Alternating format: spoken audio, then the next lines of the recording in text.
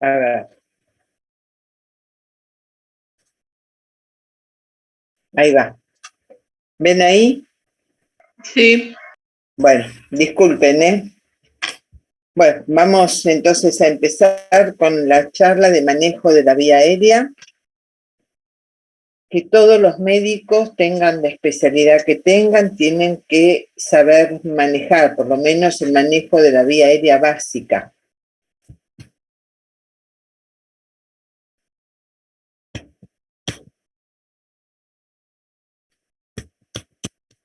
Juli, no va. Ahí está. Para ver el manejo de la vía aérea vamos a hablar un poquito de la anatomía, a repasar así en forma rápida. Tenemos el tracto respiratorio superior, que está formado por la cavidad nasal, la faringe con sus tres partes, la laringe, la tráquea, los bronquios y los pulmones. De la faringe tenemos que recordar que tenemos una nasofaringe, una orofaringe y una laringofaringe, que es la que está, que es la parte más inferior, que luego va a continuar con el esófago. Esto que vemos acá es la glotis, el espacio que queda entre las cuerdas vocales. Acá tenemos el paladar duro, que es óseo, y el paladar blando, que es cartilaginoso. Vemos acá la base de la lengua, que se va a insertar en la rama del maxilar. Esto es importante para después hacer las maniobras para la apertura de la vía aérea. Acá también tenemos lo mismo, el paladar duro, el paladar blando, la base de la lengua, la nasofaringe, orofaringe y la laringofaringe. Tenemos el cartílago, que es la epiglotis, que va a cerrar la laringe durante la deglución, y la laringofaringe, que se va a continuar con el esófago. Acá tenemos lo mismo, vamos a pasar y vamos a ver el proceso de la respiración. ¿En qué consistía? El proceso de la respiración consiste en la ventilación, la difusión, el transporte de oxígeno y la regulación. La ventilación es el pasaje de aire del ambiente, del medio ambiente, hacia los alvéolos. Es el pasaje del aire entre el medio ambiente y los pulmones.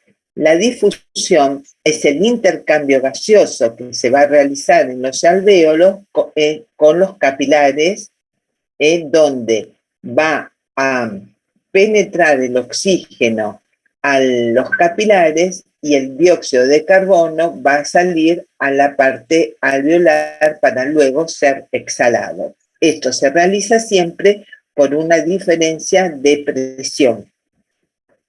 Acá ven como en los alvéolos va a estar totalmente irrigado por los capilares para que se realice la difusión. Recuerden que en la circulación es del ventrículo izquierdo, nace la aorta, que va a difundir toda su sangre al organismo y va a regresar al corazón a través de las venas cava inferior y de la vena cava superior a la aurícula derecha. De ahí, a través de las válvulas, va a pasar al ventrículo derecho. Del ventrículo derecho va a nacer la arteria pulmonar, que va a llevar sangre desoxigenada a los pulmones.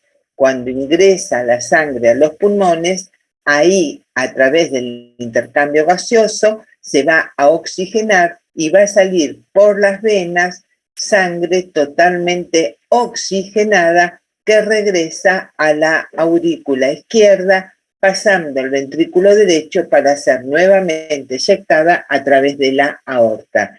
Entonces recuerden que la arteria pulmonar lleva sangre desoxigenada y regresa al corazón por las venas pulmonares con la sangre totalmente oxigenada. El transporte de oxígeno se realiza en un 97% a través de la hemoglobina, la oxihemoglobina, que es la unión del oxígeno con la hemoglobina, que es donde se encuentra en los glóbulos rojos, el 97%. El 3% del oxígeno va a circular libre en el plasma, que es el responsable de la presión parcial de oxígeno. Este oxígeno con la hemoglobina va a ser trasladado a los tejidos donde la hemoglobina va a liberar el oxígeno penetrando en las células de los tejidos. Y la regulación, hay dos tipos de regulación. Una involuntaria, que es cuando realizamos en forma a través de nuestro sistema nervioso, a través del cerebro, de la corteza cerebral, realizamos la inspiración y la expiración en forma voluntaria, y la otra es la forma totalmente involuntaria, que es a través de los centros respiratorios que se van a encontrar en el bulbo y en la protuberancia. ¿Y cuáles son los pasos en el manejo de la vía aérea? Importante acá es lograr la permeabilidad de la vía aérea. Si nosotros no tenemos una vía aérea permeable, no podemos realizar ningún manejo de la vía aérea.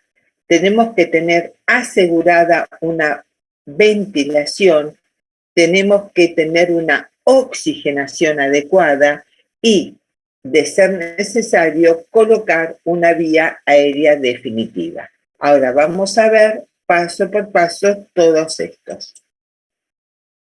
La permeabilidad de la vía aérea, tenemos distintos métodos, los métodos manuales y los métodos no manuales.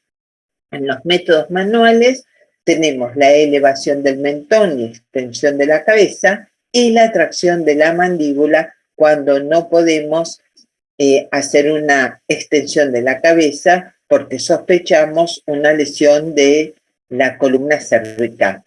Y los métodos no manuales tenemos los mecánicos y los quirúrgicos. Dentro de los mecánicos vamos a utilizar distintos dispositivos como la cánula orofaringia, la cánula nasofaringia, la mascarillo-laringia, el tubo laringio, el comitubo y el tubo traqueal, que vamos a describir cada uno de ellos. Y dentro de los quirúrgicos tenemos la punción cricotiroidea, la cricotiroidotomía, la punción percutánea a la tráquea y la traqueostomía. Entonces, vamos a ver para la permeabilidad de la vía aérea utilizar los métodos manuales.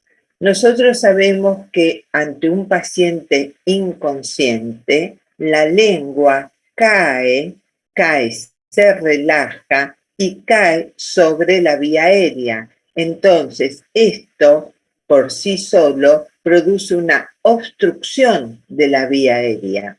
Nosotros, entonces, sabiendo que sucede esto en todo paciente inconsciente, tenemos que realizar la maniobra de extensión de la cabeza y elevación del mentón. Lo logramos colocando la mano sobre la frente y dos dedos de la otra mano, el índice y el mayor, debajo del mentón, y vamos a hacer extensión de la cabeza y elevación del mentón, y de esta manera desobstruimos la vía aérea. O sea, levantamos la lengua y de esta manera se desobstruye la vía aérea estando permeable.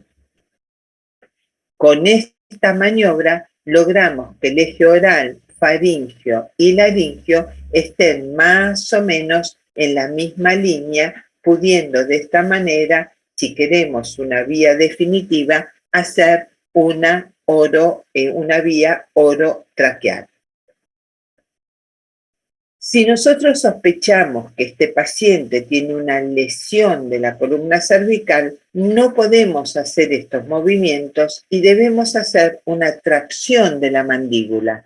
Para realizar una tracción de la mandíbula, nos colocamos por detrás del paciente, colocamos los dedos pulgares en la cabeza, los otros 4 dedos por debajo de la rama del maxilar y vamos a realizar una tracción de la mandíbula, o sea, halo la mandíbula, hago una subluxación de la articulación temporomaxilar con un movimiento hacia arriba y hacia adelante, logramos esa subluxación de la mandíbula con el temporal y vamos a provocar, como la base de la lengua está insertada en la rama del maxilar, vamos a elevar la lengua sin realizar ningún movimiento de la columna cervical. Otra forma es si hay 2 médicos, uno se coloca por detrás, sosteniendo la cabeza, la columna cervical, y el otro realiza la misma maniobra hacia arriba y hacia adelante, colocando una mano en el frente y la otra mano con el pulgar dentro de la boca y los otros dedos por debajo del maxilar. Elevamos el maxilar hacia arriba y hacia adelante y provocamos también una subluxación de la articulación temporomaxilar. ¿Escuchan, chicos? Sí, Doc. Sí, sí. Bien. Disculpen, pero cada rato les voy a preguntar si escuchan, porque tengo miedo que internet se corte. Otra de las maniobras que tenemos que hacer para tener una vía permeable es ver que en la vía oral, en la cavidad oral, no haya cuerpos extraños. Si nosotros visualizamos un cuerpo extraño dentro de la boca, si lo visualizamos acá en la parte más externa, lo podemos sacar. Colocamos un dedo pulgar sobre la lengua y los otros dedos debajo de la mandíbula y con la otra mano en forma de gancho con el índice podemos sacar el cuerpo extraño. Solamente esto se puede hacer si visualizamos el cuerpo extraño y si el paciente está totalmente inconsciente. Si no está inconsciente y nosotros le colocamos los dedos en la boca, lo que va a hacer, ese paciente va a querer tragar.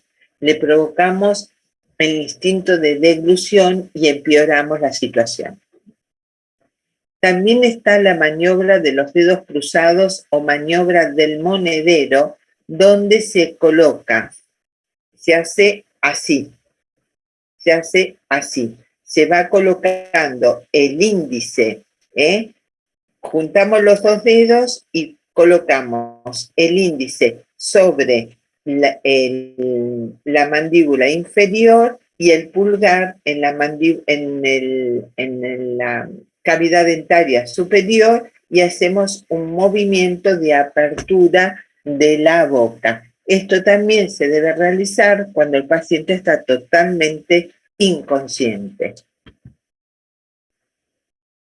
Si nosotros observamos que ese paciente tiene muchas secreciones en la cavidad oral y no nos permite realizar colocar una cánula de Guedel o realizar una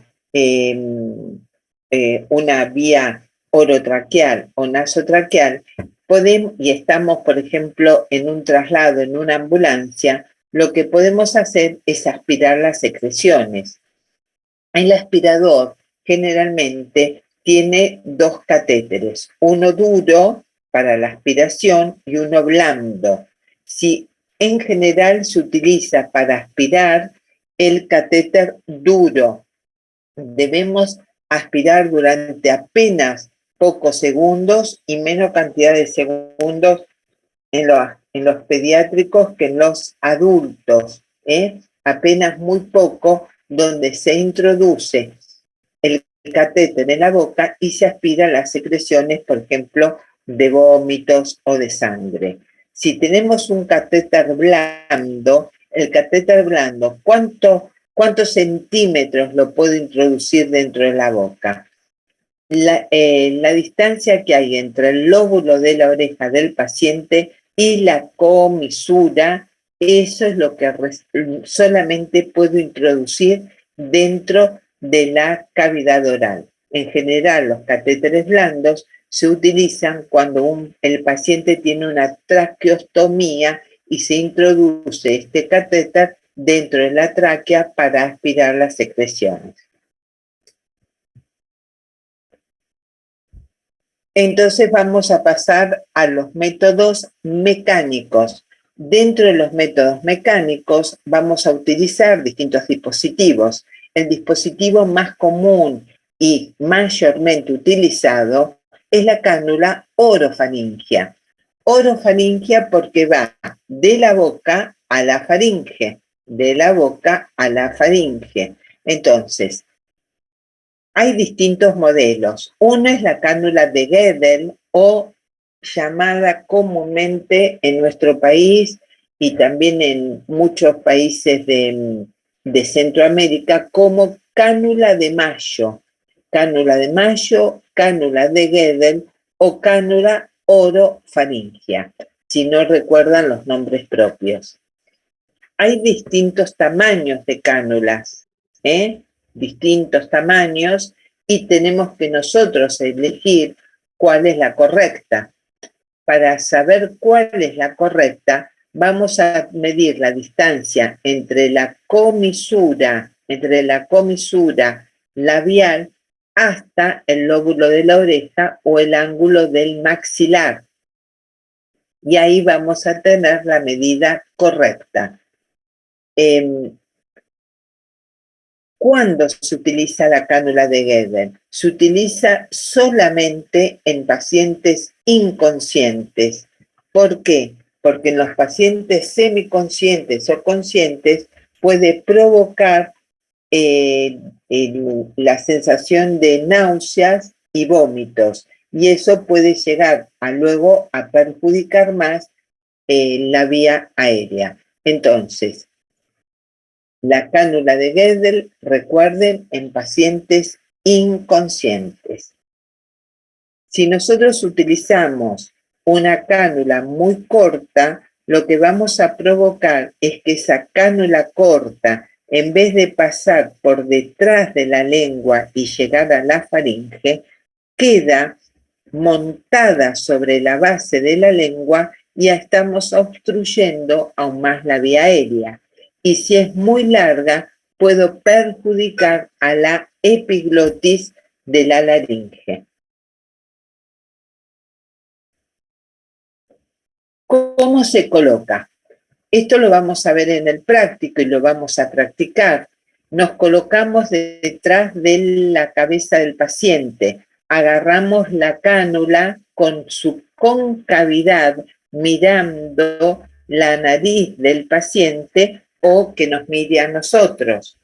Cuando vamos desde la arcada superior, dentaria superior, vamos a recorrer todo el maxilar duro. Cuando llegamos al maxilar blando, que es el cartilaginoso, vamos a hacer una rotación de 180 grados y va a quedar colocada perfectamente la cánula. O sea, la colocamos, la vamos haciendo una introducción al revés, recorremos el paladar duro, llegamos al paladar blando, que vamos a tener la sensación de que es paladar blando, y ahí vamos a rotar los 180 grados la cánula, quedando totalmente bien colocada.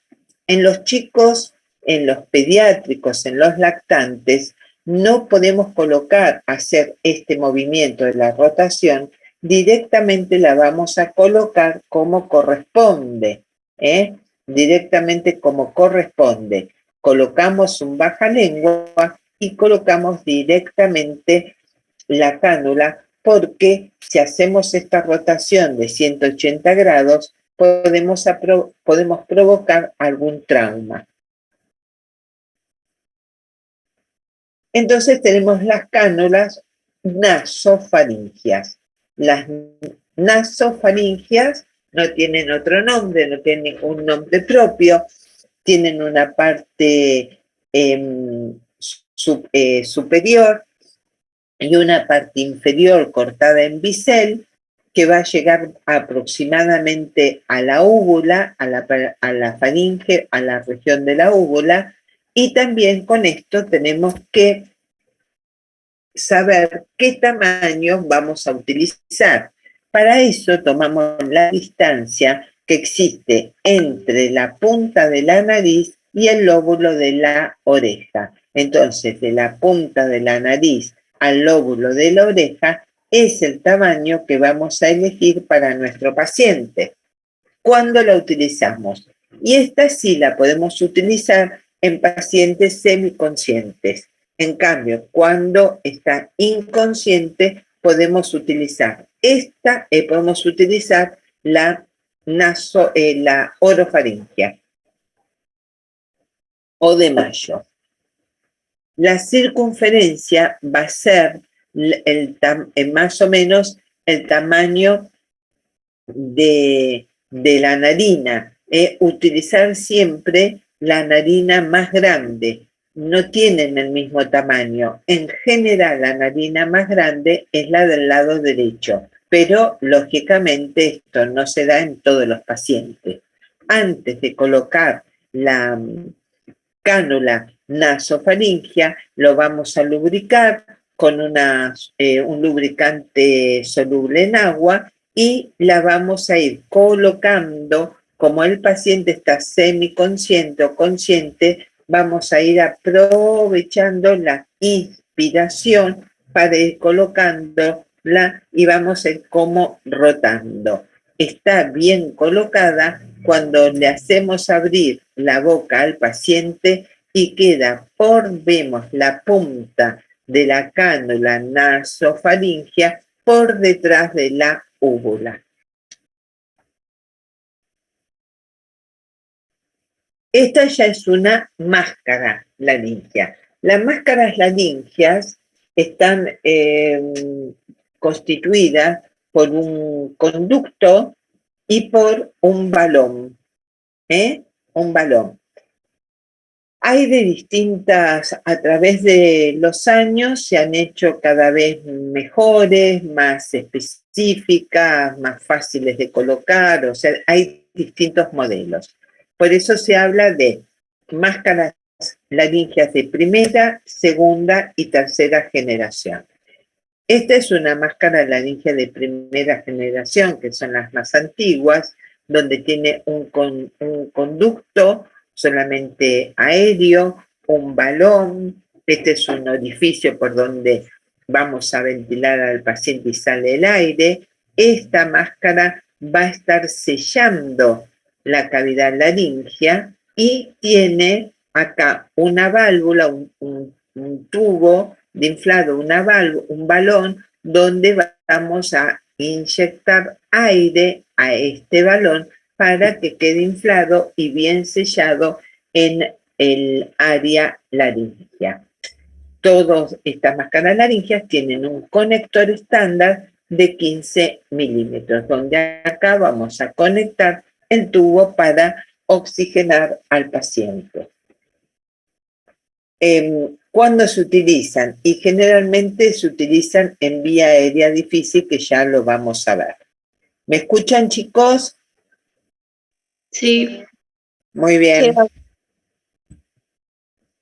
¿Cómo se coloca la máscara laringia? Me coloco detrás del paciente. Agarro la máscara laringia en su extremo más inferior del tubo como si fuese un lápiz, con el dedo pulgar y el índice. Me coloco por detrás, lo voy introduciendo dentro de la boca y cuando llego a desinflado totalmente el balón, ¿no?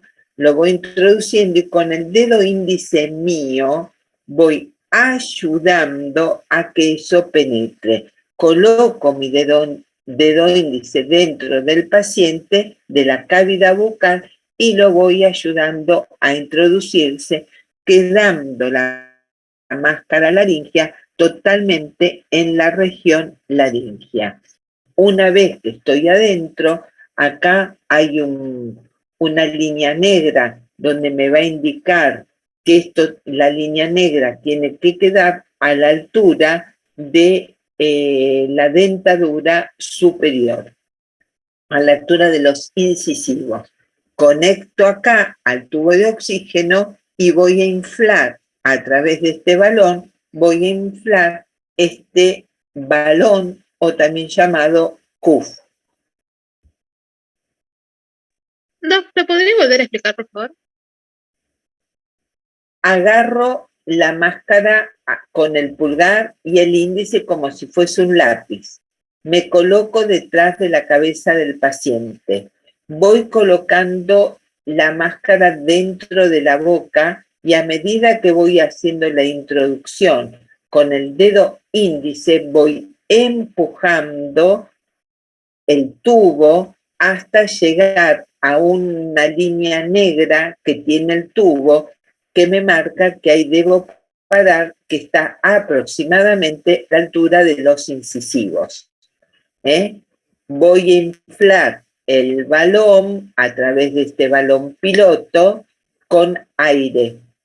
Y me va a quedar perfectamente sellado toda la cavidad laríngea. Estos son dispositivos supraglóticos, están por arriba de la glotis, supraglóticos. Y tenemos acá, les dije que tiene una marca para que quede a la altura de los incisivos. Vamos a ver otros dibujos. Ven acá. Con el índice, el médico va introduciendo dentro de la cavidad bucal hasta llegar totalmente adentro. Va a quedar a la altura de la laringe, lo conecto al tubo de oxígeno y ahí voy a ventilar al paciente. Este CUF así es por detrás. Este, por ejemplo, es una máscara laringea proxial llamada, que es de segunda generación. Tiene dos tubos, un tubo para la vía aérea y un tubo de drenaje. El otro tenía solamente un tubo de vía aérea. Este tubo de drenaje, ven, llega hasta la parte inferior del CUF. ¿Para qué? Cuando este tubo queda totalmente sellando, este extremo me va a quedar a la altura del cartílago superior del esófago. Entonces, las secreciones del tubo digestivo, para que no me inunde la vía aérea, que no se metan dentro de la laringe, yo las puedo aspirar a través de este tubo de drenaje.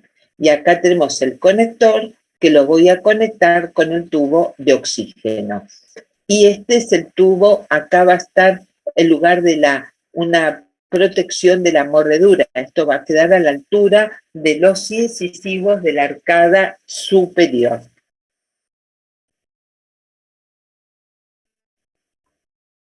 Acá ven, tienen otro modelo que se llama Supreme.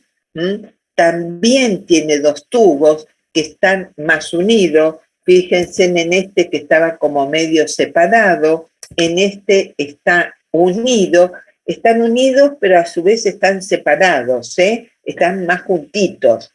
Donde tiene una protección para la mordida, para que los incisivos no rompan el tubo. Tiene una parte más delantera, que es la parte de la vía aérea, y el tubo de drenaje, que es posterior. Esto yo acá lo puedo conectar con una sonda nasogástrica para que vaya por acá, se meta en el esófago y yo poder drenar las sustancias digestivas, líquido digestivo para de la vía respiratoria.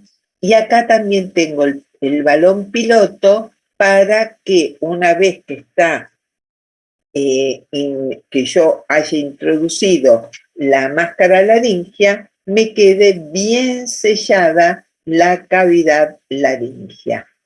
Entonces, como tiene estos dos tubos en forma, ven, como de J, ven, forma de J, ya viene así doblado, no es que lo está doblando el médico, sino que ya viene doblado, es más fácil la introducción, donde acá no tengo que colocar el dedo índice. Y tiene acá una pequeña lengüeta donde yo agarro con el índice y el pulgar, ven acá, con el índice y el pulgar agarro esta lengüeta y lo introduzco fácilmente sin estar metiendo el dedo índice como antes, que yo estaba metiendo el dedo índice acá, ven que meto el dedo índice.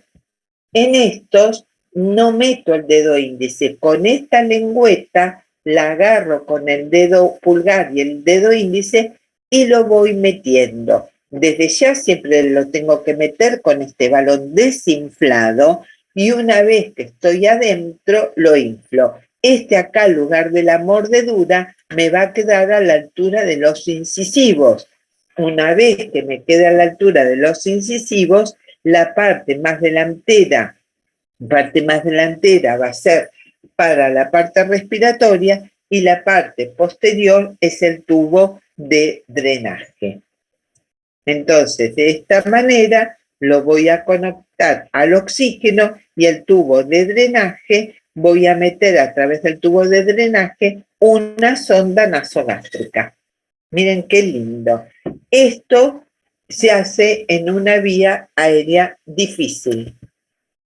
Esta es otra máscara laringia, otro modelo de tercera generación, donde se llama máscara laringia y gel. ¿Qué diferencia tiene con las demás?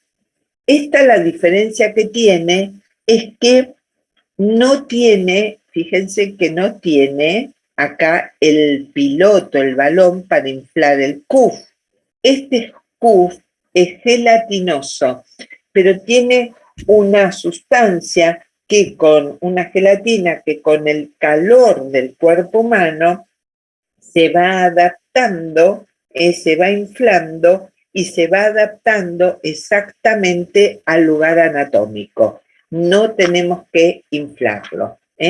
Y tiene también una parte, un tubo de drenaje, que es este, que va hasta el extremo inferior, que va a coincidir con el cartílago, con el esfínter esofágico superior, y por acá podemos colocar una sonda nasogástrica y el tubo de la vía aérea, que lo vamos a conectar con el tubo de oxígeno.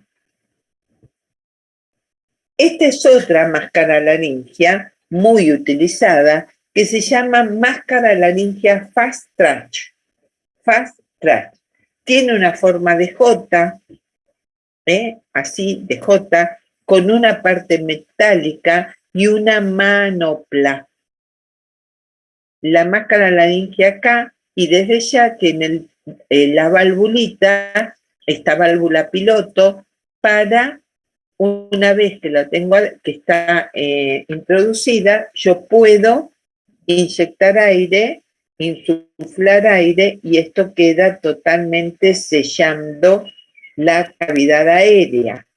Con esta manopla me sirve para meterla al paciente y le tengo que colocar un tubo endotraqueal, pero no el tubo endotraqueal común, sino es un tubo endotraqueal especial para este tipo de máscara laringia. Estas máscaras laringias no hay del tamaño pediátrico. ¿Y cómo se coloca? Se coloca detrás de... ven acá, esta es la máscara laringia, este es un tubo conector, un tubo, y este es el tubo endotraqueal que se utiliza.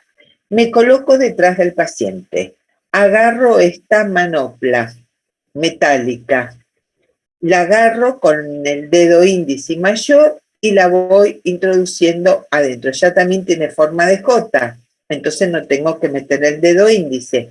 Una vez que yo la tengo colocada, y acá también hay una línea negra donde va a estar a la altura de los incisivos, ahí coloco el tubo endotraqueal. Pero una vez que coloco el tubo endotraqueal, tengo que colocar por arriba este tubo rosita. Entonces, ¿qué hago? ¿Por qué? Porque voy a sacar el tubo, esta máscara laringia, para que me quede directamente el tubo endotraqueal. Entonces, le pongo este tubo por arriba del tubo endotraqueal. Con una mano, el dedo índice, meto dentro de la boca al paciente para sostener ese tubo endotraqueal, para sostener el tubo endotraqueal, y voy a ir sacando, la saco, ¿ven? La voy sacando y me va a quedar el tubo endotraqueal. O sea, esta máscara laringia Fast Track sirve para intubar al paciente cuando no puedo a veces hacer una intubación orotraqueal porque tengo una vía aérea difícil. Seguimos. ¿Me escuchan, chicos? Sí, sí. Sí. Desde ya ven, no son todas estas maniobras, parecen sencillas, son complicadas, pero más que complicadas, llevan práctica, mucha práctica. Ustedes tienen la suerte de que hoy existen los muñecos y pueden practicar. Entonces, siempre que puedan hacer cursos, hagan cursos, porque esto es cuestión de práctica. Este es un tubo laringio. El tubo laringio es parecido a la máscara laringia, pero tiene dos balones, uno grande que es faringio y un balón más distal que es más chico.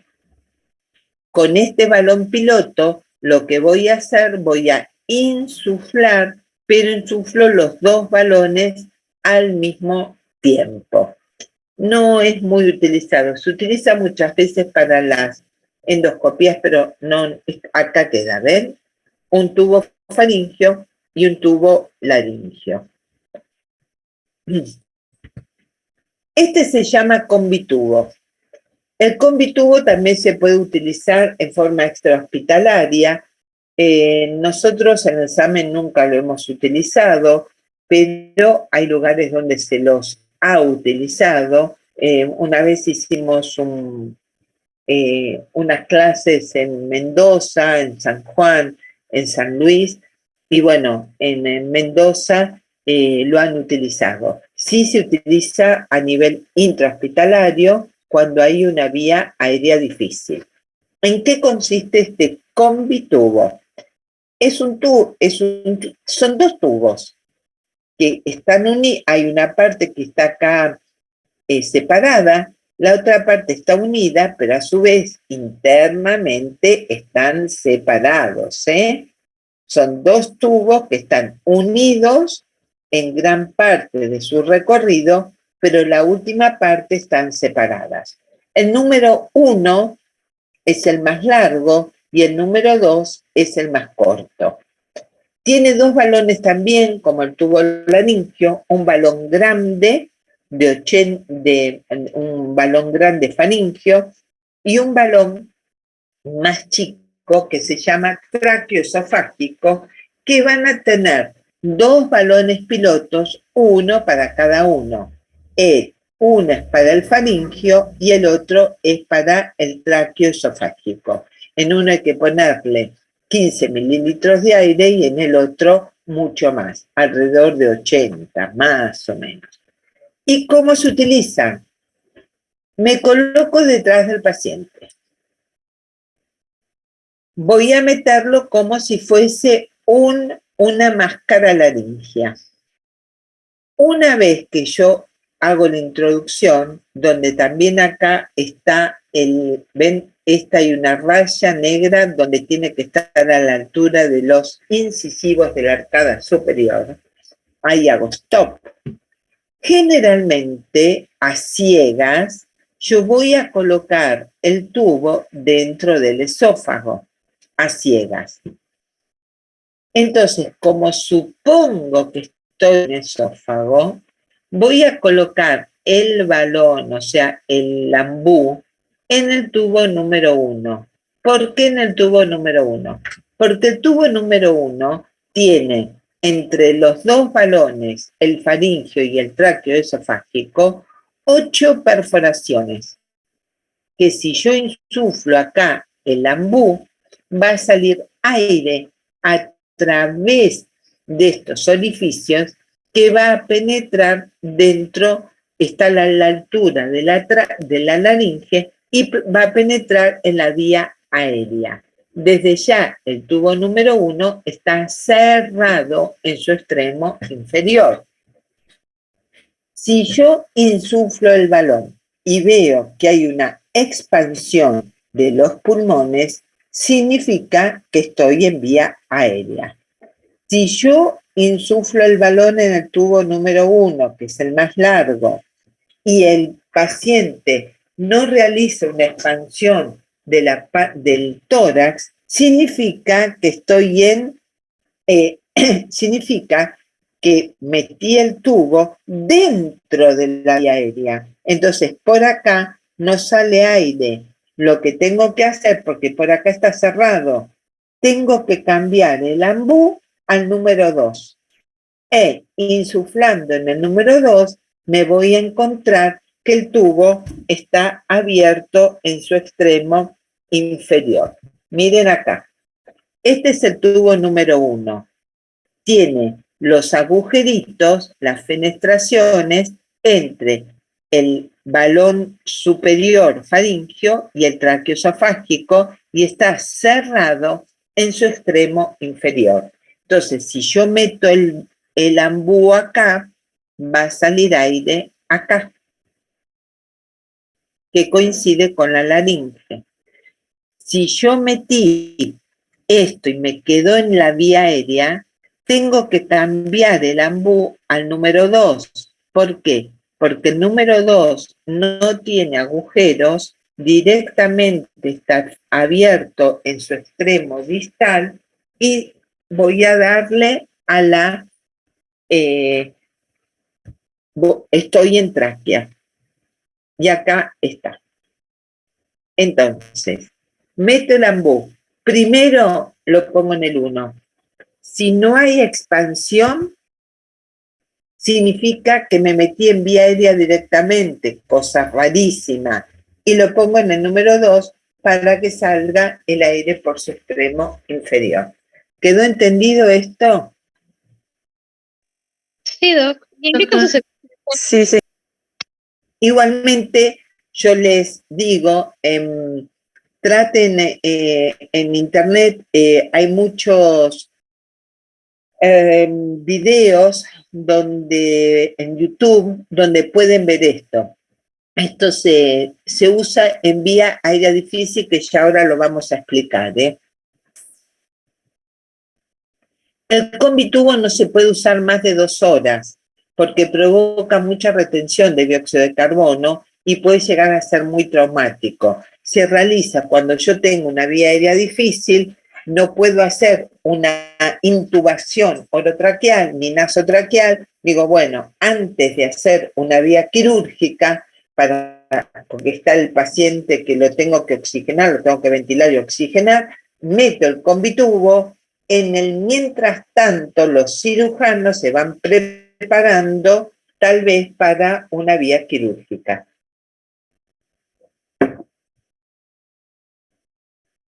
¿A qué se llama vía aérea definitiva? Vía aérea definitiva es cuando yo tengo el tubo endotraqueal en la tráquea, no en la laringe. O sea, el combitubo, el tubo laringio, todos los dispositivos que vimos hasta ahora no son vía aérea definitiva. Ninguno está en la tráquea. No llegan a la tráquea. Se llama definitiva cuando está en la tráquea. Y tiene la ventaja que cuando está en la tráquea sí yo estoy evitando el reflujo gastrotraqueal, o sea, estoy evitando de que haya regurgitación esofágica hacia la tráquea, que me invada la vía aérea.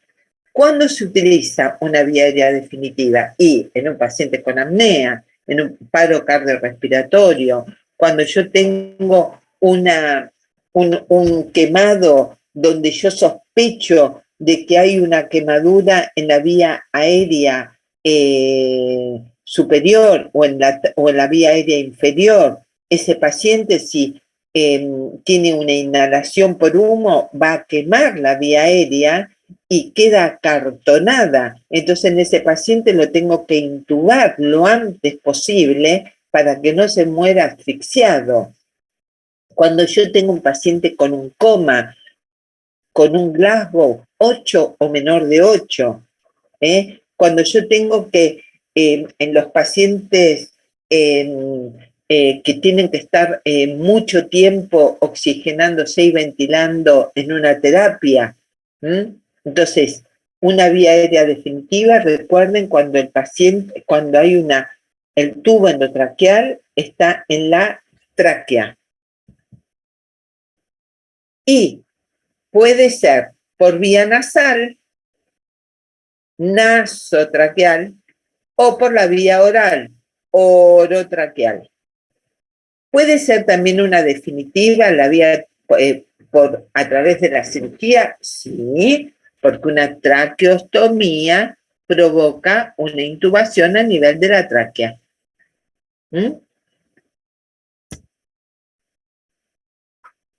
Entonces, ahí vamos a la parte que esto lo vamos a hacer en el práctico, una intubación orotraqueal. Recuerden que la nasotraqueal y la orotraqueal son endotraqueales. Tengan este concepto. Endotraqueal estuvo en la tráquea, pero la endotraqueal puede ser orotraqueal o nasotraqueal. Vamos a ver cómo se realiza una intubación orotraqueal. Para hacer esto, primero yo tengo que tener el material preparado. En el mientras tanto, tengo que oxigenar al paciente entre 3 y 5 minutos. Tengo que colocar al paciente en una posición determinada. Tengo que tener, una vez que yo lo intubé, tengo que confirmar que el tubo esté bien colocado y desde ya el manejo de la postintubación, que eso ya se realiza en la terapia. Entonces, ¿cuáles son los materiales que voy a utilizar? Voy a utilizar el laringoscopio. El laringoscopio tenemos de distintas formas. El laringoscopio está formado por un mango, por donde acá adentro están las pilas y las ramas de distintos tamaños. Tenemos las ramas rectas o las ramas curvas. En los niños generalmente son las ramas rectas, llamada rama de Miller, o las ramas curvas, llamadas rama de Macintosh. ¿Cómo? Antes de empezar, yo tengo que comprobar que haya luz. Esta es la luz en la rama. Y para eso tengo que agarrar con la mano derecha la rama, siempre con la mano izquierda el mango, y colocar la rama, ven esta hendidura, esto acá, acá. Entonces hago un movimiento y coloco la rama y después hago un movimiento recto, en ángulo recto, y voy a tener perfectamente confirmado, hecho el laringoscopio. Tengo que tener el tubo traqueal. El tubo traqueal tiene también este piloto para insuflar acá este balón, está cortado en bisel, tiene una escala acá en centímetros que va del 0 al 26, tiene este conector de 15 milímetros y una línea azul que es radiopaca en el medio, que es radiopaca, que sirve para saber, cuando yo le hago una radiografía de tórax, que ese tubo endotraqueal está bien colocado. Tengo que tener el ambú, estas guías que se colocan acá adentro a veces para manejar mejor el tubo endotraqueal.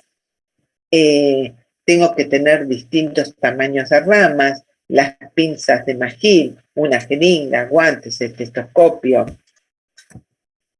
Acá ven el tubo endotraqueal, como les decía, tiene el balón, está cortado en bisel, tiene este balón piloto para insuflar acá aire y que esto quede perfectamente colocado por arriba de la carina, que es la bifurcación de la tráquea. Y queda totalmente protegida la vía aérea.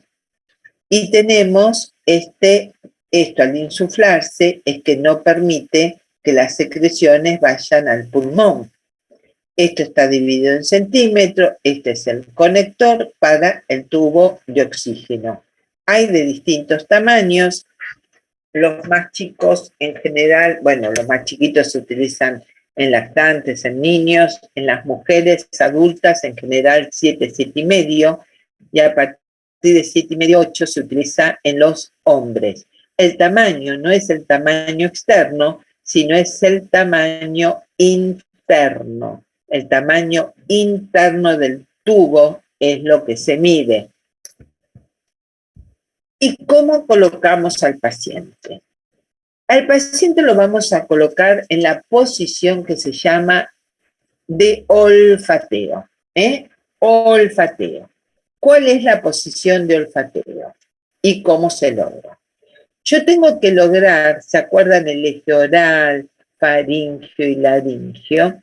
Estén al mismo nivel para que cuando yo meta el tubo endotraqueal tenga un camino directo, porque si no, miren, esto está en posición basal, donde el paciente está totalmente en decúbito dorsal, con la posición neutra de la columna, pero yo por acá meto el tubo y voy a entrar a cualquier parte.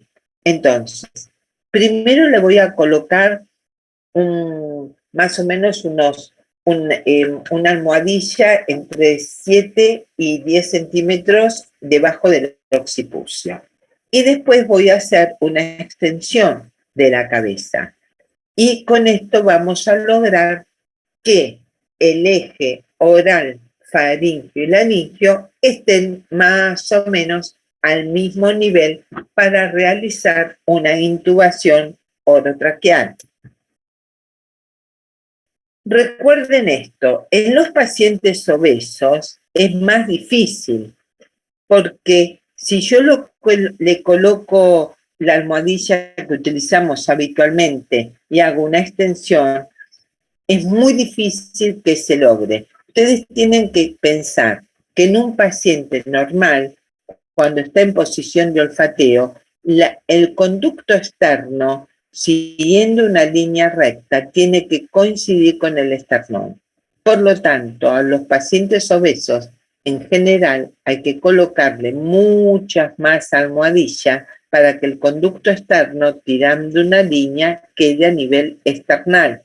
Miren acá dónde me quedaría.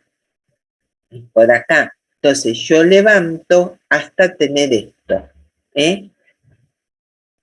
O le coloco almohadillas, o lo que habitualmente se hace si estoy en un ambiente intrahospitalario, es elevar la cabecera de la camilla más o menos unos 45 grados para lograr tener del lóbulo de la oreja hacia el esternón una línea.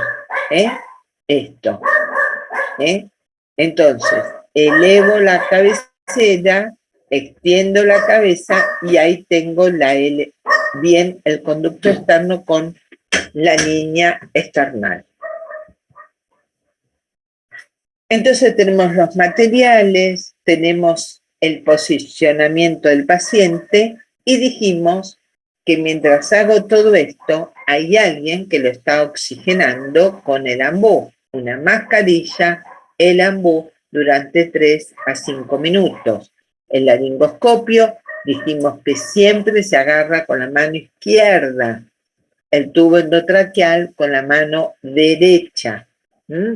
Y debo colocar esto para ver que esto tenga pilas y tenga luz. Entonces, una vez que yo preoxigené al paciente de 3 a 5 minutos, que tengo todos los elementos, que lo tengo bien posicionado, voy a entrar con el laringoscopio por la comisura derecha, voy a llevar la lengua hacia el lado izquierdo y de esta manera voy a ver la laringe, tengo que ver la glotis. Una vez que vea la glotis, coloco el tubo endotraqueal. Veo la glotis. ¿Qué es lo que tengo que ver? Yo entro y tengo que ver esto. Tengo que ver las cuerdas vocales y el espacio en el medio de la glotis y tengo que ver los anillos traqueales. Esto es la epiglotis, esta es la epiglotis y esta es la lengua. Esta es la lengua, esta es la epiglotis. Yo tengo que colocar, si uso una rama curva, la tengo que colocar en la valécula. La valécula es el espacio que queda entre la epiglotis y la lengua. Acá lo tengo que colocar. Miren, acá, entre la lengua y la epiglotis. Acá, entre la lengua y la epiglotis. Acá tengo que colocar la rama. Si yo tengo una rama recta, la tengo que arrastrar. Tengo que colocar la rama acá. Arrastro la epiglotis. En el práctico vamos a utilizar las ramas curvas. Tenemos que enganchar ahí. Hay maniobras que se realizan para facilitar una laringoscopía. Una es que se llama maniobra de Selig, que la hace un ayudante. La maniobra de Selig va a colocar el dedo pulgar y el dedo índice sobre el cartílago cricoides y lo va a empujar hacia abajo. Hago presión sobre el cartílago cricoides y de esta manera aplasto el esófago sobre la columna vertebral. ¿Qué hago con esta maniobra? Impido la regurgitación digestiva para que no me inunde la vía aérea. ¿Me escuchan, chicos? Sí, Sí. doctora. Sí. La maniobra de Barb, que se llama Barb porque la B es backward, la U es de upward, la R de rightward y la P de presión. La B significa hacia abajo, pero aprieto el cartílago tiroides, no el cricoides, que es el grandote. Hacia abajo, hacia arriba y hacia la derecha. Barb, hacia abajo, hacia arriba, hacia la derecha. Presiono hacia abajo, hacia arriba y hacia la derecha. Ese movimiento me va a facilitar la visualización de la laringe. Otros dicen que estas dos maniobras ya no se realizan y que se debe hacer la manipulación externa bimanual modificada. La hace también un ayudante colocando su mano sobre la laringe y la otra mano del médico la va a manejar la mano del ayudante para tener una mejor visión de la laringe. A ver, yo que soy vieja me manejé siempre con la maniobra de Selig y la maniobra de Barb, que es la que nosotros hemos aprendido y hoy se sigue haciendo. Esta es más moderna, hay médicos que dicen que estas dos no va, pero ustedes tienen que saber hacer las tres, porque pueden estar ayudando a un anestesista y le dicen, hace la maniobra de Selig o hace la maniobra de Barco.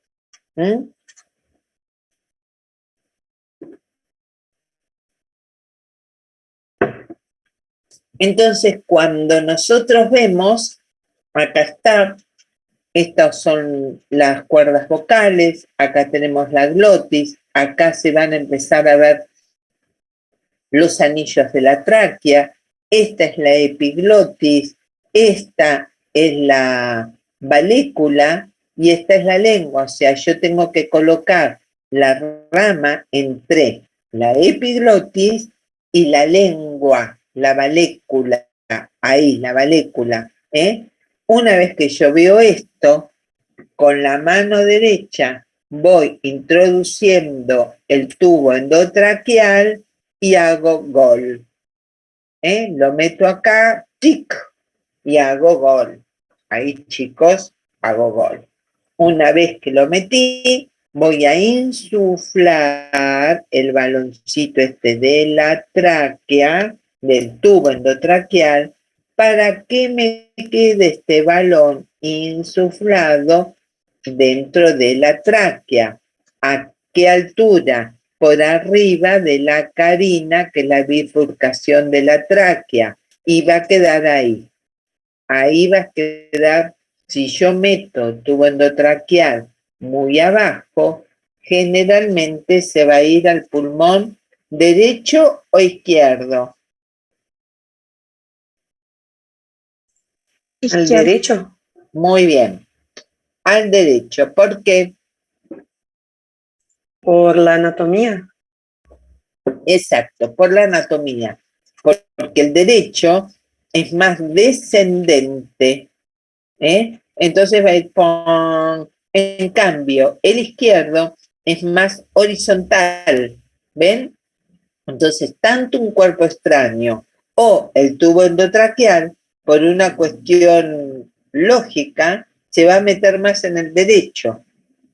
No pasa nada si nos damos cuenta, porque yo meto esto acá y lo voy a ventilar y veo que hay una expansión de la cavidad derecha solamente, o lo oculto y entra aire solamente en el derecho, es cuestión de retirarlo un poco y ya está. Por eso cuando hay un cuerpo extraño, siempre pensar en el derecho, no descartar el izquierdo, pero es más común en el derecho. Una vez que yo tengo insuflé y ya está, por supuesto la verificación la voy a hacer ocultando ambos campos pulmonares y también voy a ocultar el epigastrio, porque si en el epigastrio siento, ya está, estoy en epigastrio, no estoy en vía aérea. Esto lo vamos a ver bien en el práctico. La mejor manera de verificar la posición del tubo endotraqueal es utilizando un capnógrafo. El capnógrafo lo van a ver cuando hagan el práctico. Está, yo no lo tengo, cuando hagan el práctico de RCP con la doctora Agustina, ahí lo van a ver, el capnógrafo, este aparatito, que en el capnógrafo podemos ver un capnograma o una capnografía. El capnograma es el dibujito, es el dibujo, estas curvas.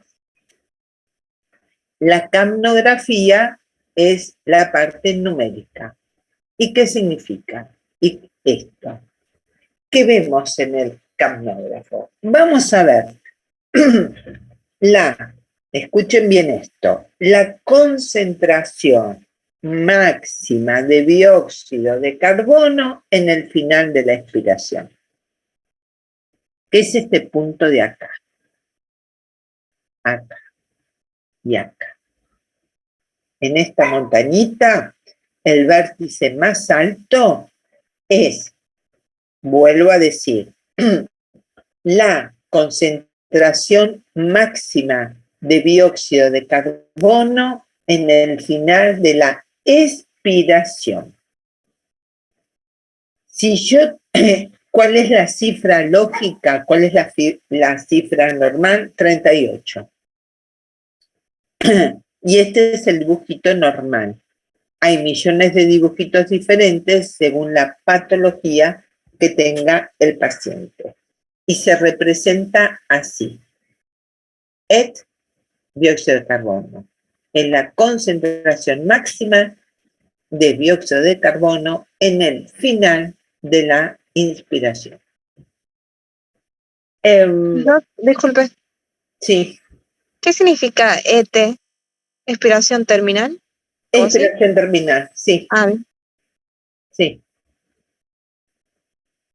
Y confirma exactamente esto y también monitoriza una buena calidad de RCP, ¿no? Pero esto está en todas las terapias, en algunos short room, pero nosotros lo vamos a verificar con la ocultación de los campos y expansión de los campos pulmonares, pero esto lo tienen que saber. ¿Y qué pasa si yo veo esto? A ver,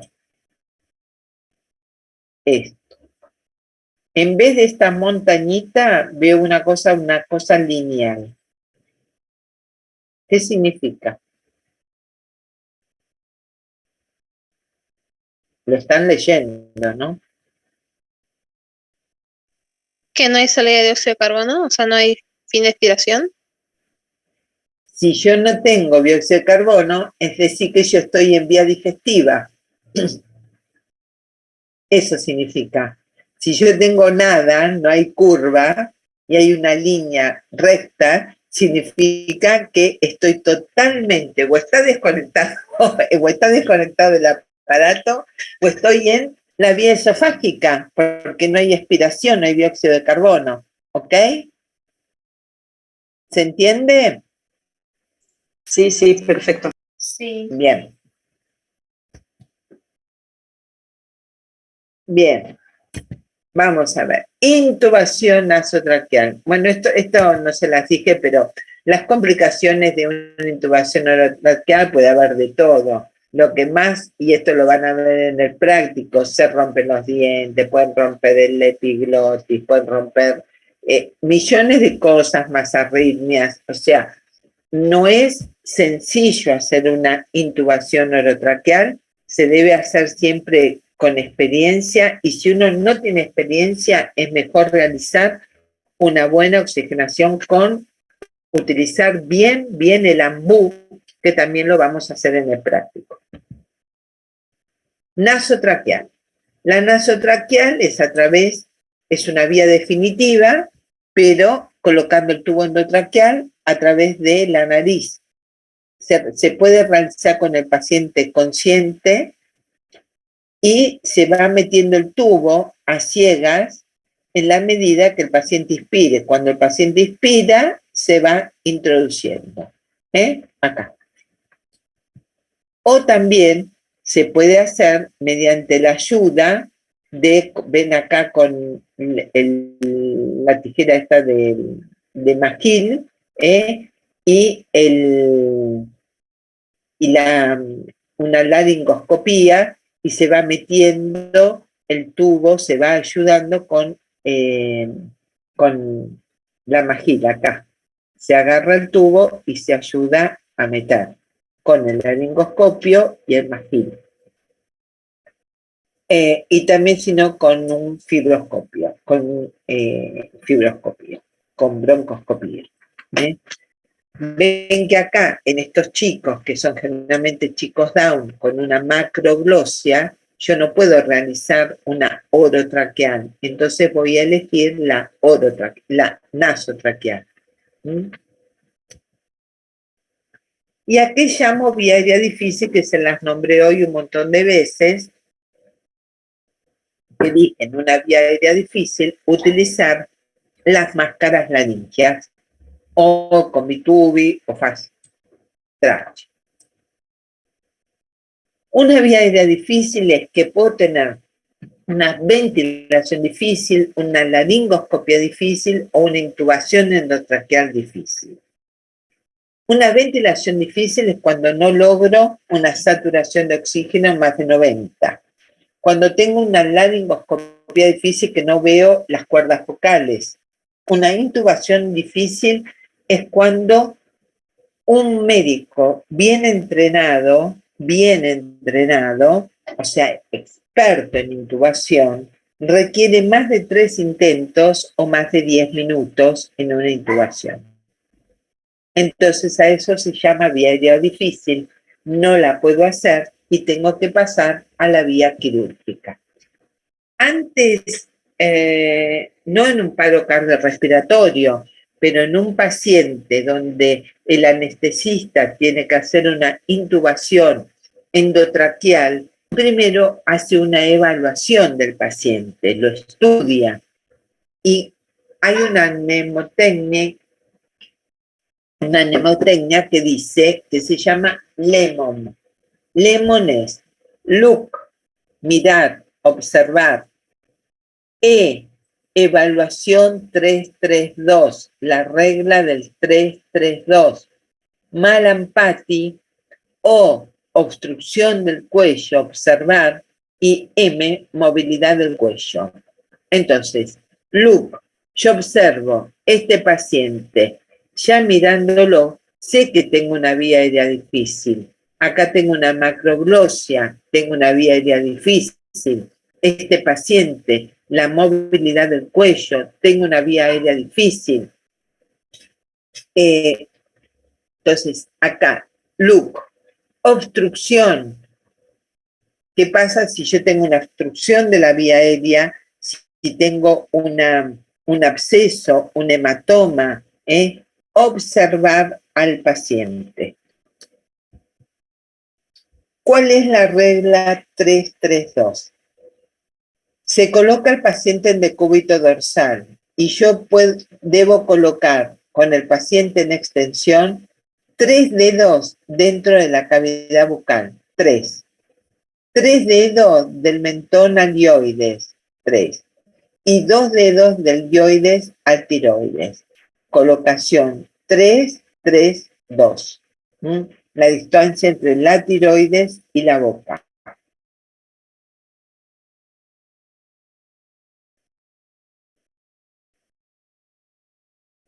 ¿Ven? 3 dedos acá, que son más o menos 3 centímetros. Malampati. La clasificación de Malampati es observar la cavidad bucal. El paciente tiene que estar en hiperextensión con la boca abierta. Y yo en un paciente con la boca abierta tengo que ver la lengua, tengo que ver acá los pilares, la úvula y el paladar. Este es grado 1. En clase, clase 1. La clase 2, ¿qué voy a observar? No veo tanto los pilares. Ven acá como se ven acá, y acá ya veo menos los pilares. Veo la úvula y veo el paladar. Acá tengo una vía aérea relativamente fácil, pero ya en la clase 3 tengo una vía aérea difícil. ¿Por qué? No veo los pilares. Apenas veo la base de la úvula y veo el paladar. Pero en la clase 4 no veo ni la úvula ni los pilares y solamente el paladar. Este paciente, si le tengo que hacer una intubación, va a ser una vía aérea difícil. Grado 3 y grado 4 son vías aéreas difíciles. Está la clasificación de Comac-Lean.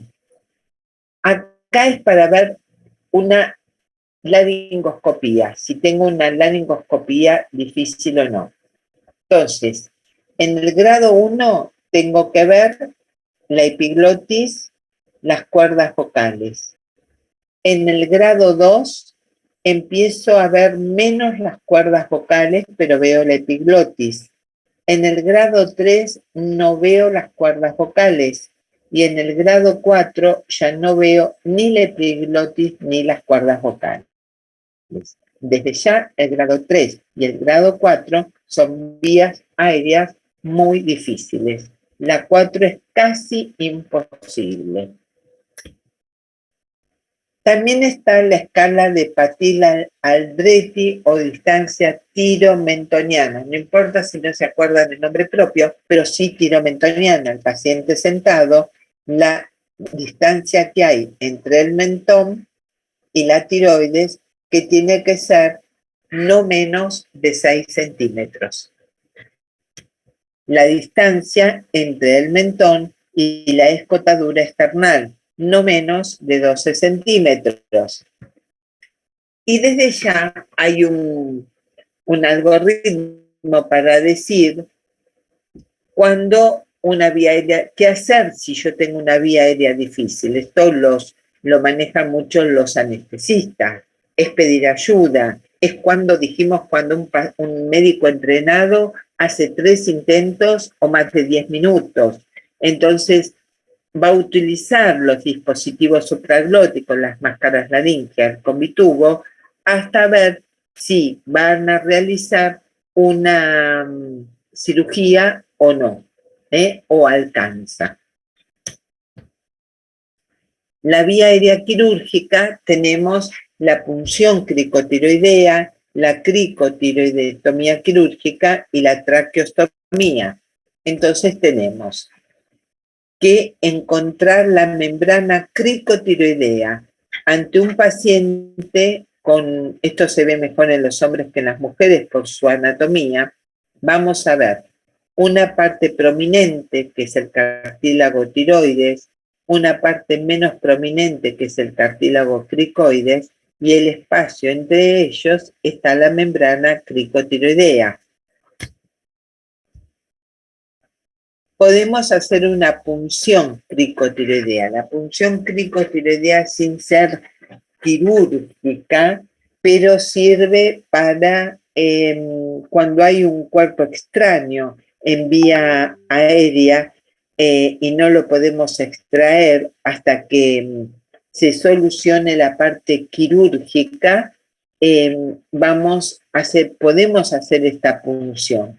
Se realiza con el paciente en decúbito dorsal, utilizando una jeringa. Tenemos que tener una boca con un calibre grueso, por ejemplo 14 o 16, y vamos a colocar la aguja en forma de 45 grados en la región cricotiroidea, en la membrana cricotiroidea. ¿Por qué elijo esta región? Porque es una región donde hay poca vascularización, entonces es más fácil no provocar hemorragias, y voy a hacer que este paciente le voy a inyectar oxígeno y ¿cómo sé que estoy en la tráquea? Y porque una vez que ponga la jeringa, si el émbolo sube solo, es que sale aire.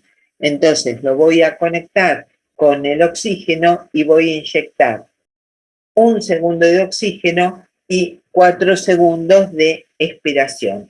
1 segundo de oxígeno, 4 segundos de expiración, y esto no se puede hacer en menores de 5 años y no se debe realizar más de 45 minutos.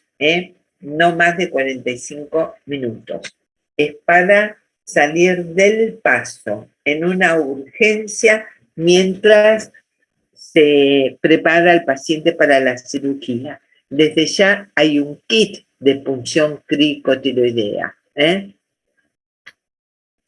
O sea que no existe eso de poner, por ejemplo, eso que dicen de la lapicera y que quede Exactamente. ahí. Es exactamente que lo han visto en películas y yo lo he leído en algunos libros donde en una situación extrema colocan la Vic. No, bueno, chicos, no hagan eso porque no está bien. El médico de guardia siempre tiene que tener un Avocat grueso y una jeringa y con eso ya es suficiente como para salir al paso.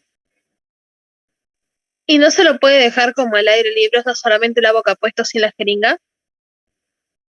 No, la jeringa se saca, se deja la boca. Se deja la boca y se va introduciendo con una vía de 3 vías. Esto se los voy a explicar bien en el práctico.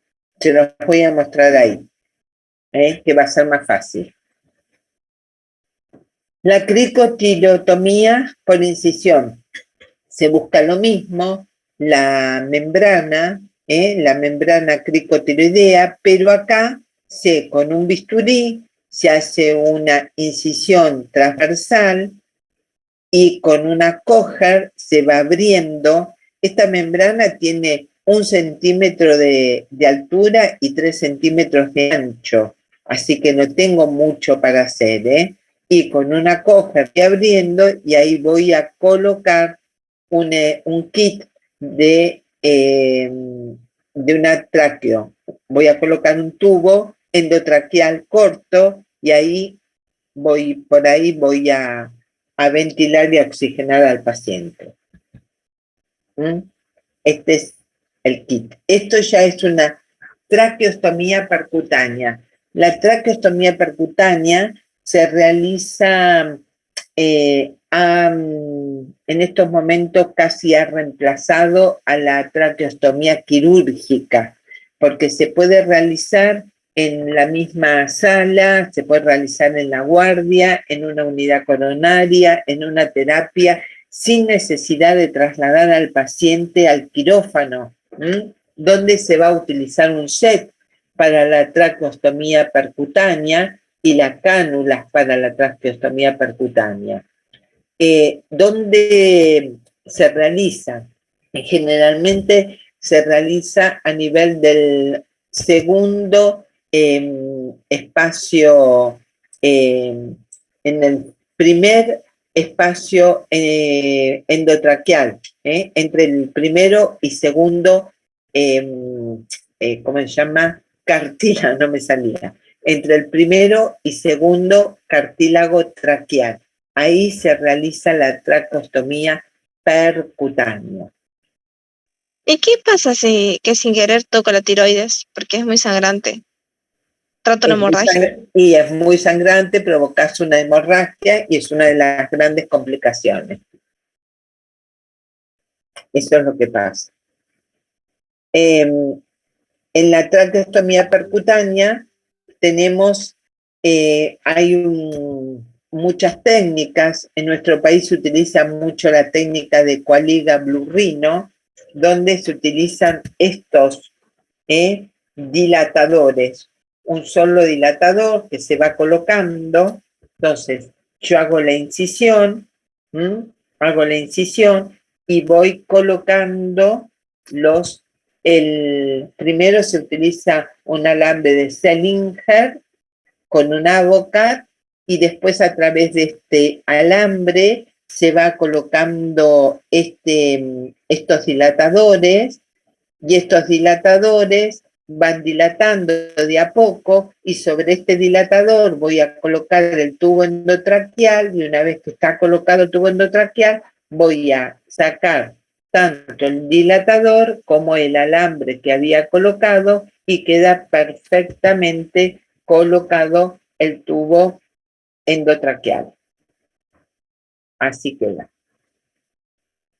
Esto lo hacen los cirujanos, chicos, directamente. Ven que todo esto es infraglótico. En cambio, todos los otros dispositivos eran supraglóticos. Entonces, acá ven cómo yo les decía que la traqueostomía percutánea se hace generalmente entre el primero y el segundo, la traqueostomía quirúrgica generalmente entre el segundo y el tercero, y la cricotirotomía y la punción se hacen en la membrana cricotiroidea, acá. Bien, vimos la permeabilidad, vimos asegurar la ventilación Y dijimos que tenemos que tener una buena oxigenación. La oxigenación se hace a través de dispositivos que tienen distintos sistemas, sistema de bajo flujo o el sistema de alto flujo. ¿Qué diferencia hay entre uno y otro? Los de bajo flujo, que tenemos la cánula nasal, la mascarilla y la mascarilla con bolsa reservorio, tiene la característica que yo le voy a proporcionar el gas que proporciona el equipo va a ser insuficiente y la fracción inspiratoria de oxígeno va a ser variable, va a depender de la mecánica del paciente. En cambio, con el alto flujo, el gas que proporciona el equipo es suficiente y la fracción inspiratoria de oxígeno siempre es la misma, no es variable, siempre es la misma y es totalmente independiente del patrón ventilatorio. Estas se utilizan en los pacientes generalmente cuando tienen insuficiencias crónicas o en los pacientes cuando tienen cuadros graves. Vamos a ver qué pasa con la cánula nasal. No confundir la cánula nasofaringea con la cánula nasal. La cánula nasal tiene acá dos dispositivos que se colocan en las narinas.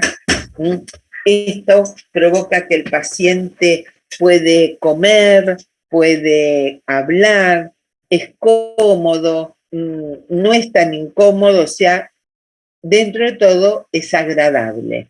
No puedo poner más del 40% de una fracción inspiratoria de oxígeno, no llego.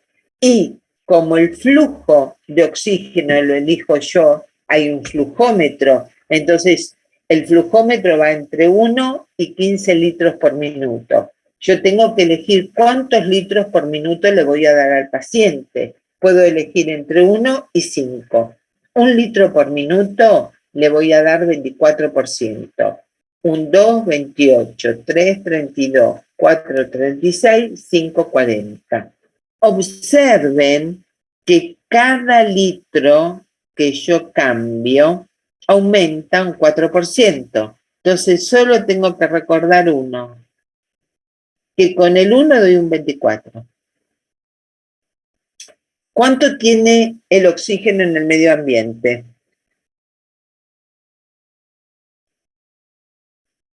¿Cuánto? No te escucho por ciento. ¿Qué número dijiste? Bien. El 21. O sea que con una cánula nasal, poniéndole 1 litro por minuto, estoy consiguiendo un poquito más. Con el 2,28 le van sumando 4, hasta 40. Entonces, esto no puedo dar más de 5 litros por minuto porque le va a molestar a las mucosas del paciente, el paciente se va a irritar y se la va a sacar. ¿Qué pasa con la máscara? ¿Y de qué depende qué cantidad le doy? Depende de cómo está el paciente. Generalmente se utilizan 3, 4 litros por minuto. Generalmente, depende de la patología. Todo va a depender de la patología. Pero si es un paciente que vos lo tenés que oxigenar y el paciente está bastante bien, poniéndole 3, 4 litros estás bien. La máscara. La máscara tiene agujeros por donde va a salir el dióxido de carbono.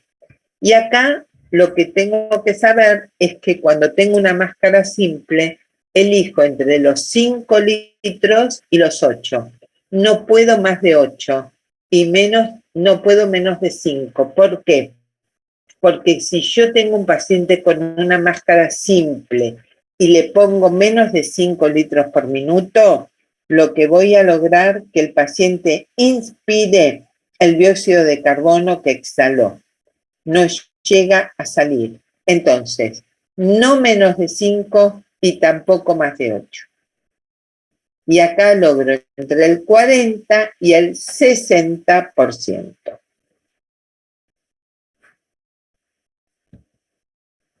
Cuando yo tengo una máscara con reservorio, y acá escuchen esto que es importante. Si yo tengo una máscara simple y tengo una bolsa con reservorio, tengo que partir de 8 litros por minuto a 15, que es lo máximo, ¿no? Pero recordar que si yo tengo una bolsa, esta bolsa siempre tiene que estar llena. Por lo tanto, no puedo menos de 8 porque no se llena. Y cuanto más litros por minuto, más llena va a estar. Y si yo tengo un paciente con una intoxicación por monóxido de carbono, ¿cuántos litros voy a elegir?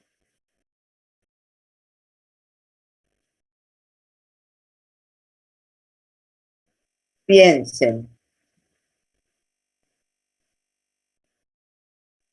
¿El más alto? Muy bien, porque Porque necesita oxigenar los pulmones para sacar el dióxido de carbono. yo tengo que competir con el monóxido de carbono, que tiene 250 veces más afinidad por la hemoglobina. Entonces, tengo que competir, le tengo que dar mucho oxígeno para eliminar el monóxido de carbono, no tengo otra forma. Entonces, tengo que eliminarlo, tengo que utilizar al 100%, tengo que llegar a una alta concentración de oxígeno, o utilizo esto o tengo que llevarlo a una cámara hiperbárica, porque tengo que competir con el monóxido de carbono.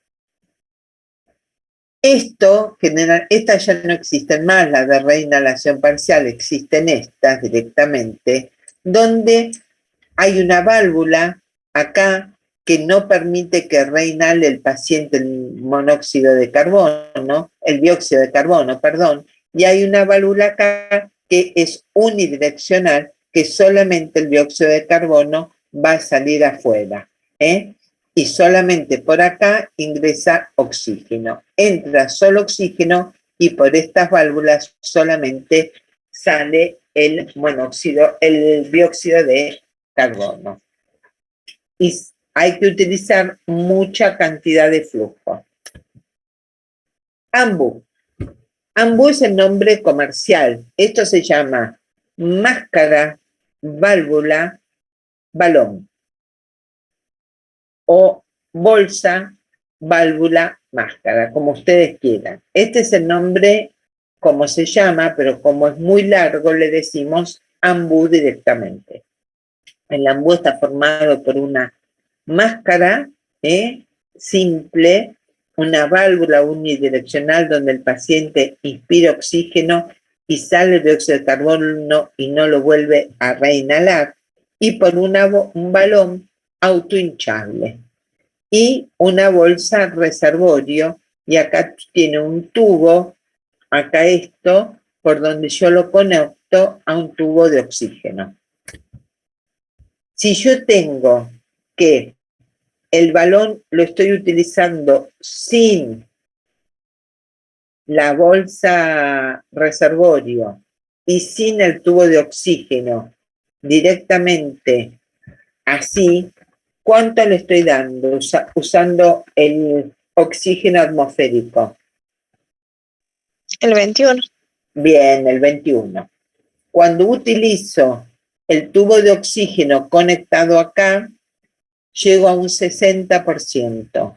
Y cuando lo tengo con la bolsa reservorio, llego a un 100%. Entonces, si yo atiendo un paciente que lo traigo de un lugar donde hubo un incendio, lo voy oxigenando en la ambulancia con el AMBU con la máscara reservorio y conectado al oxígeno. El ambú se coloca con la técnica, primero se apoya la parte nasal, después la parte bucal. Utilizo la técnica en C y en E. C abrazando a la máscara y la E por debajo de la rama del maxilar. La C y la E. Si somos dos, uno con las dos manos abraza la máscara colocando los dedos por debajo de la rama del maxilar. Sistema de administración de alto flujo donde la FiO2, o sea, la fracción inspiratoria de oxígeno siempre es precisa, es la misma y es totalmente independiente de la mecánica del paciente, voy a utilizar la máscara facial tipo Venturi. La máscara facial tipo Venturi es una mascarilla simple, pero que tiene un dispositivo especial que puede ser este que es el universal o de distintos colores para distintos flujos que yo quiero utilizar, y el que es simple, el universal, tiene un caudalímetro donde yo voy a elegir 8 litros por minuto y me va a dar una FI de 35%. Si elijo de 12 litros por minuto, me va a dar 40. O sea, esto lo voy moviendo yo, acá está, lo voy moviendo y voy eligiendo. Lo voy moviendo y elijo lo que yo quiero. Lo más común es tener estas en forma individual, que cada color tiene una proporción. En cada uno dice cuántos litros. Por ejemplo, el amarillo es el que más se usa, que es de 8 litros por minuto, y yo le voy a dar 35. 35%. Ven acá, dice 8 litros por minuto, y le doy al paciente 35% de oxígeno. Eso ya está en cada valvulita, en cada dispositivo. ¿Y cómo es que funciona esto? Acá tiene como unas ventanitas donde yo lo voy a conectar al oxígeno y a través de estas ventanitas va a entrar oxígeno. ¿Por qué? ¿Qué pasa?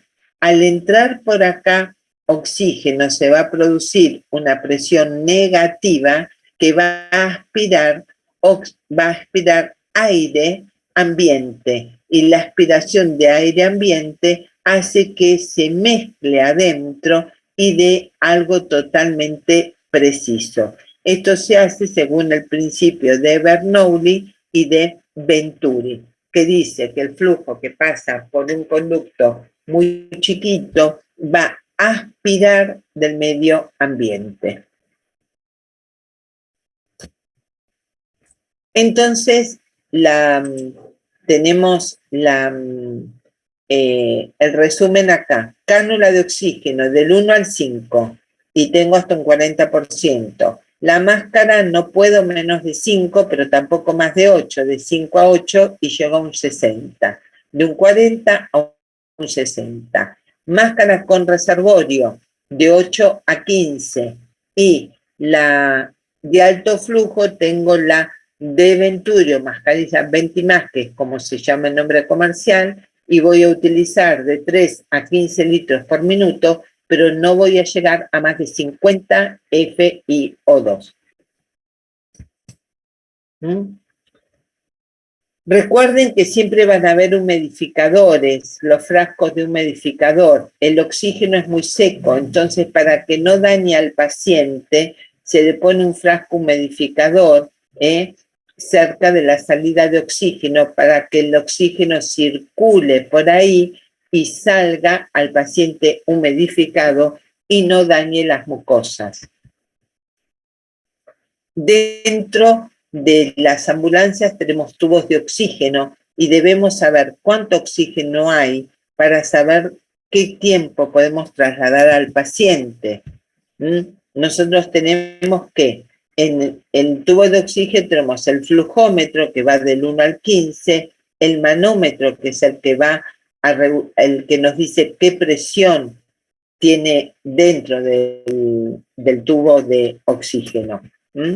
Y tenemos distintos flujómetros verticales o tenemos flujómetros circulares y este es el manómetro. Y a veces es la regla de 3 simples. Si la carga está completa, tenemos que, si por ejemplo, tenemos que este tubo de oxígeno es de 2000 litros, y voy a utilizar a 15 litros por minuto, hacemos una regla de 3 simple y vamos a ver que este oxígeno nos va a durar 2 horas. Y lo mismo, pero siempre tenemos que saber que la carga está llena para saber cuánto tiempo nos va a durar el oxígeno. Y las conclusiones.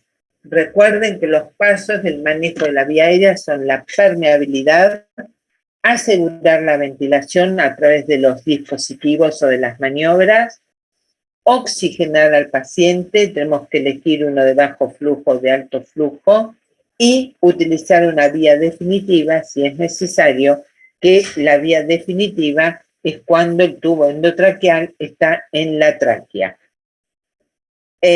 Todo médico debe saber el manejo de la vía aérea. No significa que todos tengan que saber intubar al paciente, pero sí las maniobras de mantener una permeabilidad, la maniobra de extensión de la cabeza y elevación del mentón, de la tracción de la mandíbula, saber colocar una cánula de Mayo, saber ventilar al paciente con el ambú, o sea, una buena utilización del ambú. Esas cosas son elementales y desde ya saber en la teoría cómo hacer una intubación endotraqueal para ayudar a algún médico cuando la sabe hacer en la guardia. Y desde ya saberla hacer según la especialidad que cada uno de ustedes va a realizar. Es muy importante la vía aérea porque recuerden el A, B, C, D, E, siempre se comienza por la letra A, que es vía aérea. Bueno, chicos, preguntas.